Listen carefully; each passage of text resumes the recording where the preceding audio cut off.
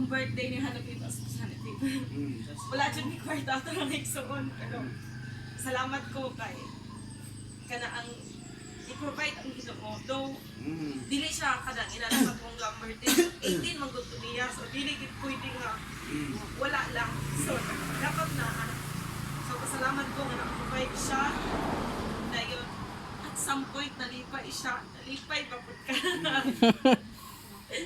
Nalipay ako manghod. So kana siya pasalamaton ko dayon.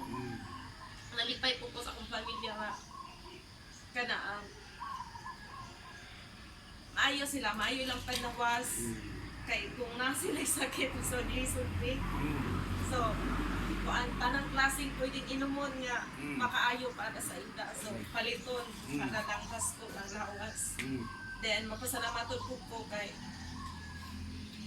do ang akong working environment kay dili gid haom para sa ako because lahi man jud ko yung akong passion pero pasalamatan ko kay ang team na nagpadayon ko then kasya sa Diyos ang tanan kasya so kana lang siguro Yan man. Regular na kadi abi. regular pastor basta dili pa sayo Oh, praise the Lord. Anyway, the step of righteous man is ordered of the Lord.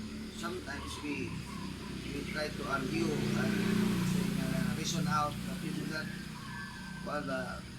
discount what the plan of God is. Why you are there.